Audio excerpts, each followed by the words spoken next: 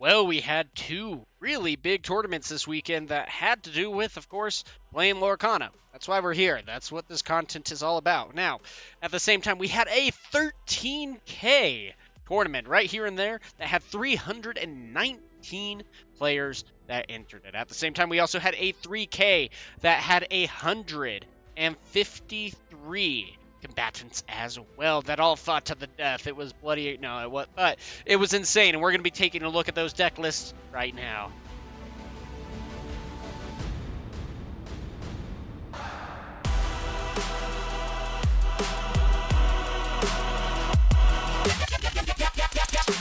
So there's a lot to unpack here. First, of course, we're going to be looking into the 3K, and then we're going to be hopping into the 13K. And again, what I say with this being a lot to unpack is that there's a lot going on with this meta right now, and I still think that we as a community, of a Lorcana community, are still trying our best to figure out what that direction is.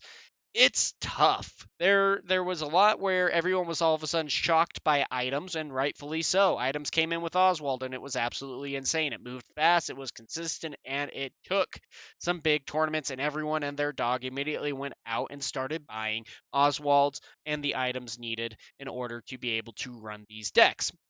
And then you saw in week 2, boom, everyone was playing items, everyone, and yeah, sure. And whatnot. We're playing items all over the place, and everyone's like, this is it. This is all the meta is going to be. No, that wasn't the case. But even still, there was a lot of stuff in the meta that was even taking a step back, that was making it very difficult to be able to make an impact on the meta. And it felt like, oh man, are we down to like a 3-deck meta, 2-deck meta? No, luckily, that's not the case. But it is still going to be really interesting to see how this is going to be able to be unpacked in the coming weeks as well. We are still fresh into this brand new set 7 meta, and a lot of people are still figuring out which direction this is going to be able to go. And I mean, rightfully so. There's a lot of different directions, a lot of new decks. The dual links and everything like that are causing people to really test a lot of different decks as well. So what is it going to be? Well, let's go ahead and take a look. First and foremost, with this is of course going to be the 3K, and this was an interesting one. And the main reason why I say that is because of the card or the deck lists that have actually won these decks. Now, first and foremost, now one of the nice things that we were able to see, well, nice depending on who you are here, is that Ruby Sapphire ended up taking the top 3 spots. That's right. First, second, and third was Ruby Sapphire. And that was really interesting as well because we didn't necessarily see anything that was really going on with this deck. It kind of fell to the wayside in the first 2 weeks, and I really think that the biggest reason why that was is because it was trying to do too much at once. Everyone was so excited about the new Bell, and I mean rightfully so, being able to play a 3-cost 3/3 character for an item, for one potentially with sacking the popsicle or the ice block. That's insane.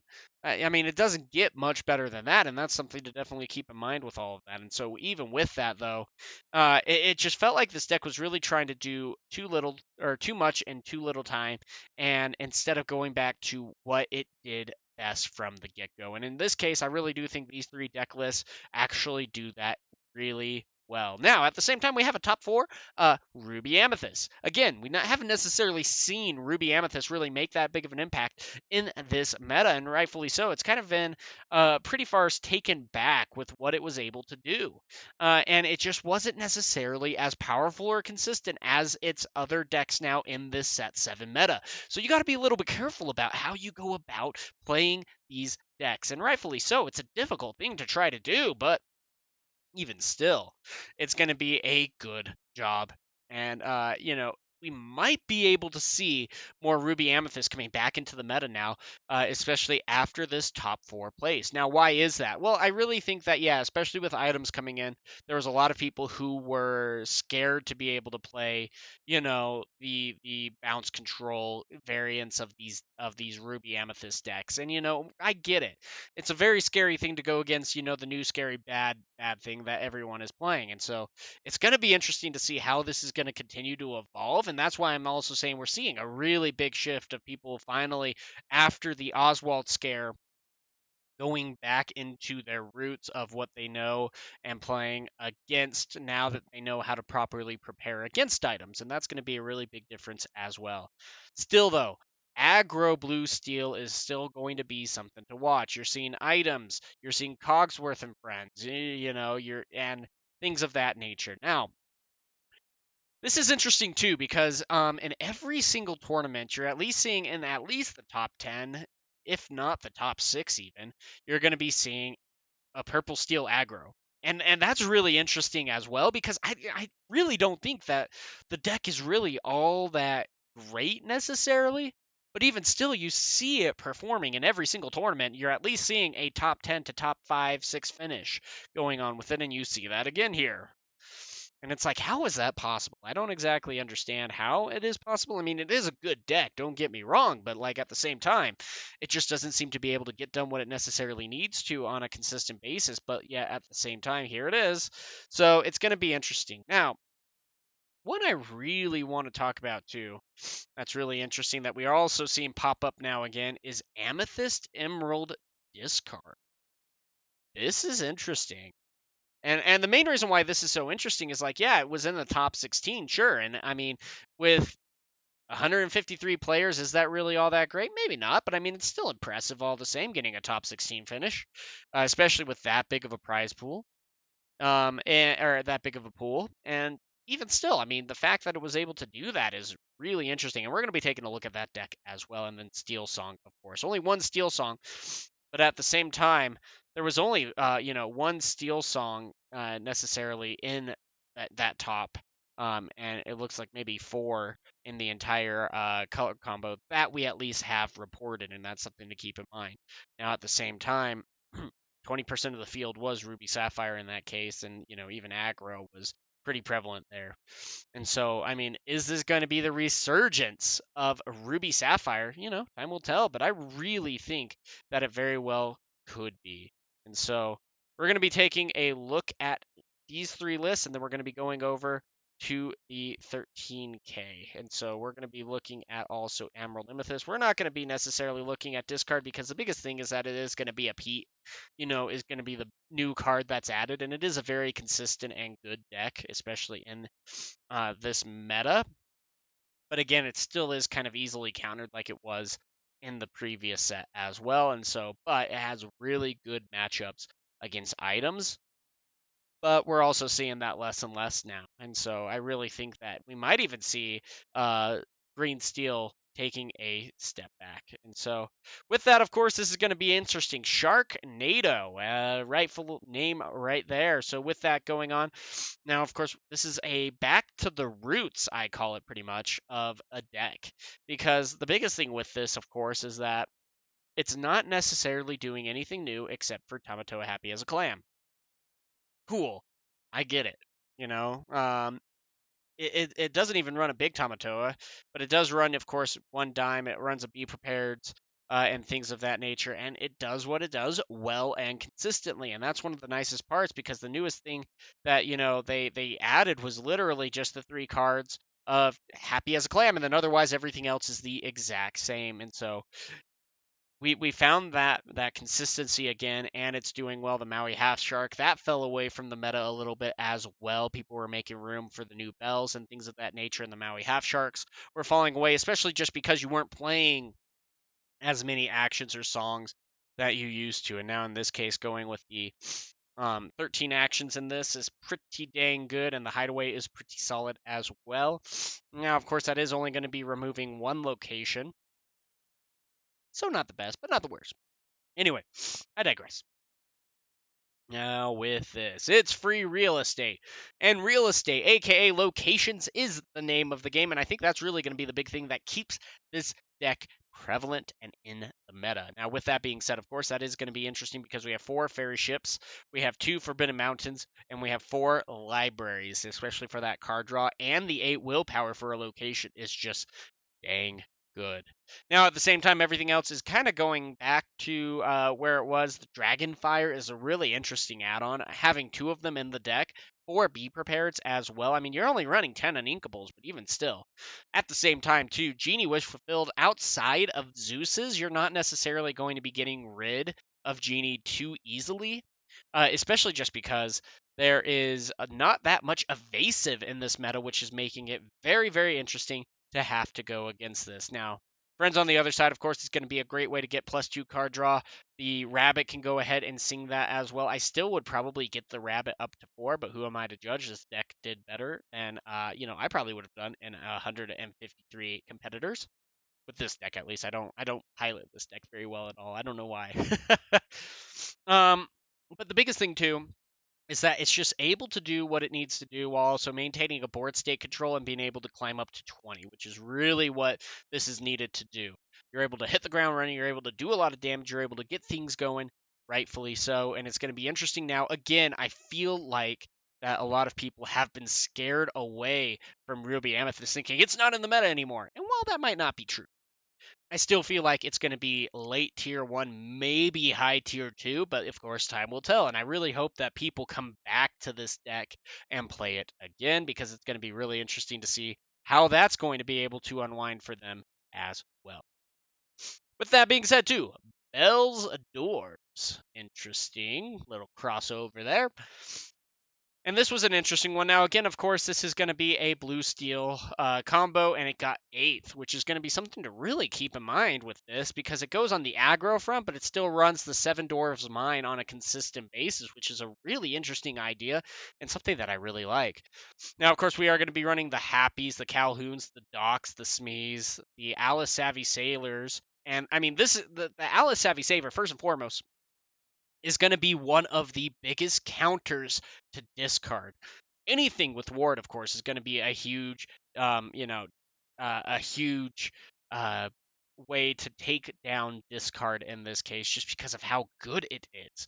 Not being able to be bounced back, not being able to be removed or targeted by anything, can't be targeted by Zeus's or Strengths of a Raging Fire, and you're able to give Ward to something else. Not only that, but being able to quest for one additional as well as having Ward. Whew, that's pretty scary.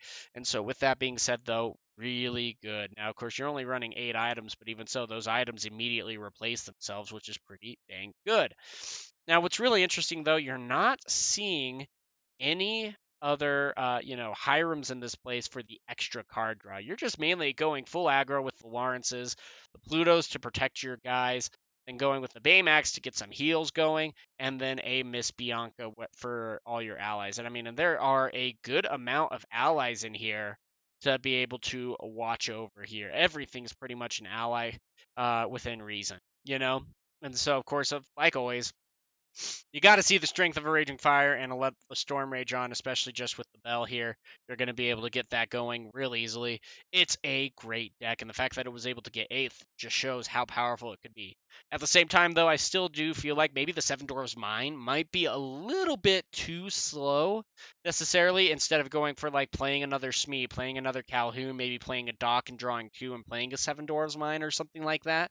And then using, of course, 2 of your ink to be able to get a character in there instead of playing another character.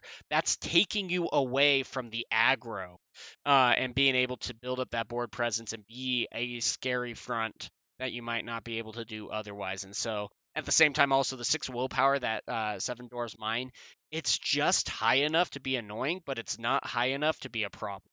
And so it's going to be really interesting to see if we start seeing, some more Seven Dwarf Mine aggro from Blue Steel. That's yet to be seen, but getting an 8th place finish is pretty dang good. Now, of course, here we go. 8th place.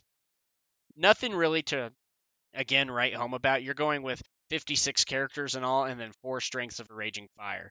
You're just going to be hitting the ground running. You're going to be going as fast as you can to get these things done, and then you're going to just be trying to get some minor board control. You might be playing the Fox for some board control. You might be going some Goat to be able to get the lore game, but also take out some opponent's cards in the process, and then some Strength to really take care of those things that you might not be able to otherwise. For example, even getting rid of another Genie, or, something that might be in the way. It's going to be interesting to see.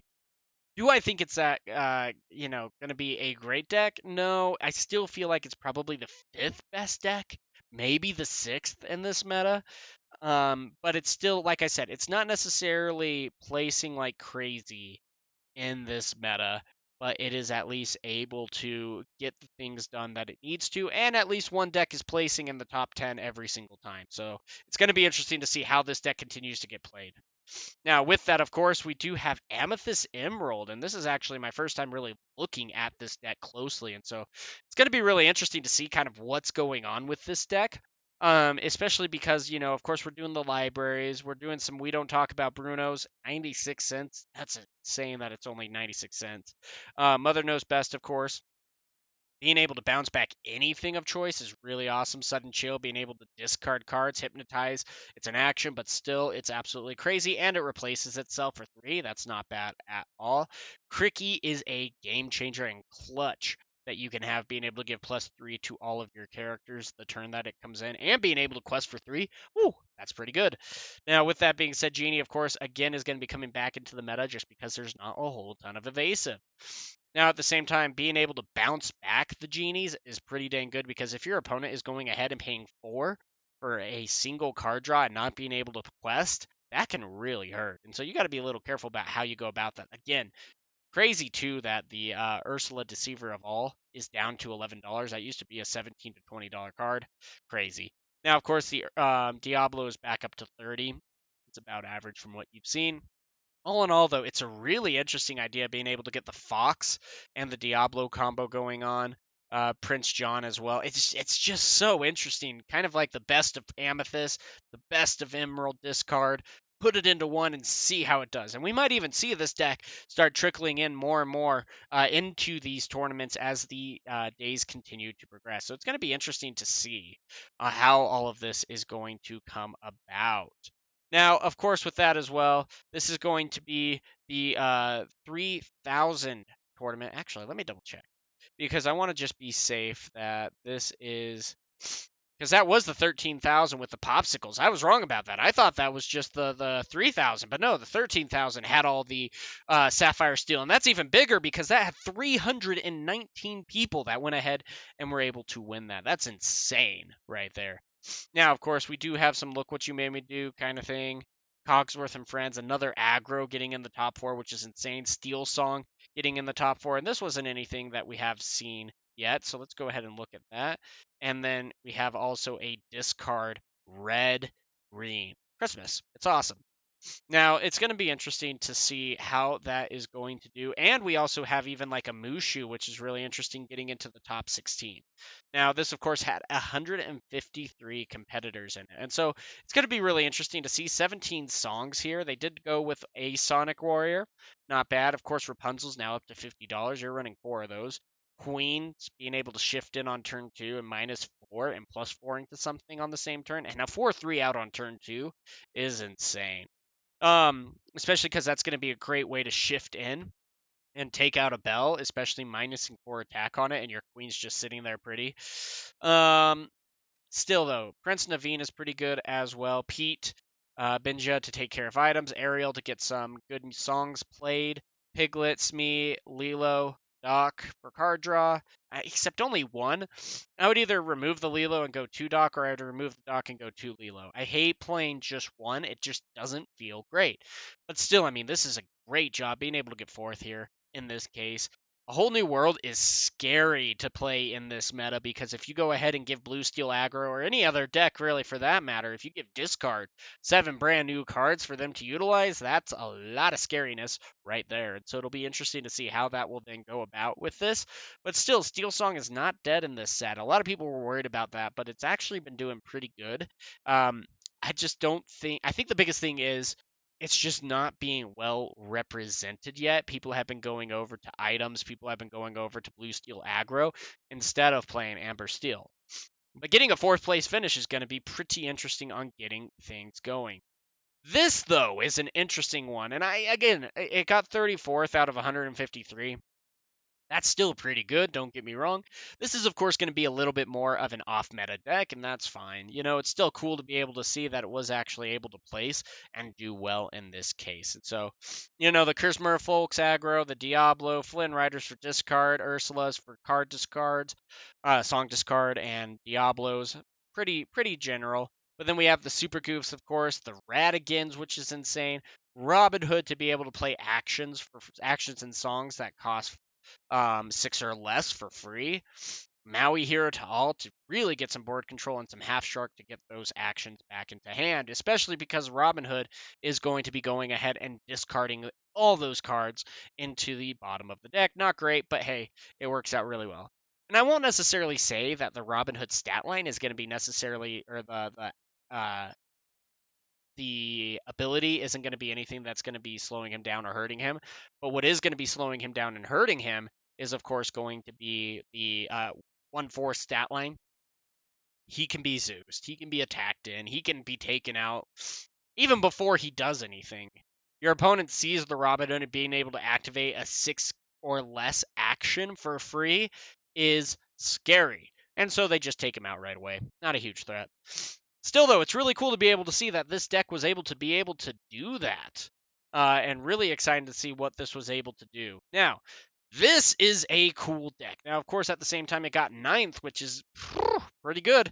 That's pretty exciting to be able to see. Now, of course, the biggest thing that is slowing down, I feel like, this deck is that if you really start struggling with card draw, you get in trouble fast. At the same time, you're relying heavily on being able to challenge in. So if you're not going to be able to challenge into your opponent, you're going to be finding yourself in trouble over and over again in that case. And so you just got to be so careful about how you go about this.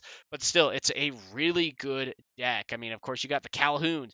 Mother or Grandmother Fa is really interesting whenever this character quests, which it quests for 2, and then you may be able to give chosen character of yours +2 attack this turn. Whew, okay, cool. Thank you. Smee is good. Prince Eric, Challenger +2. Binja for item control and good questing. Jafar for buffing up. Same with, Jasmine as well. Shere Khan's an interesting one. Whenever one of your characters challenges another character, gain a lore. And then, of course, we got the Mushu. It's pretty crazy. The Mushu is just absolutely insane, but at the same time, as soon as you see that Mushu coming out, he might not be surviving to next turn. Even still, if he does happen to survive till next turn, that is such a big advantage. Now, of course, you're not seeing any necessarily actions or songs that are going to be played, but that's okay. And we also have the RLS Legacy, which is going to be able to gain 2 lore a turn, maybe give evasive if you really need something here, and whatnot. But at the same time, being 8 for 2 is really good in that case, and able to get a lot done. For 4, little much, but still, it's a really good deck, and just a really interesting one to be able to see as well. And so, yeah, I mean, it's going to be really interesting. Again, this meta still feels like it's being figured out right now, and there's not going to be necessarily anything that is off the table yet. I mean, heck, we've even seen, like I said, some off-meta decks that have been able to do really good in this meta. And so it's going to be interesting to see how this continues to evolve, because we're only in week 3, really. I mean, that's it. And so there's still a lot going on here. And a couple of things that we need to get done to be able to get this going. But still, I am so excited to see what is in store with this. And so with that being said, guys, what decks are you looking forward to in this? Are you happy that items are taking a little bit of a step back? How do you feel about going against blue steel aggro? Anyway, guys, all of that and more, go ahead and let me know down in the comments. And until next time, have a good one.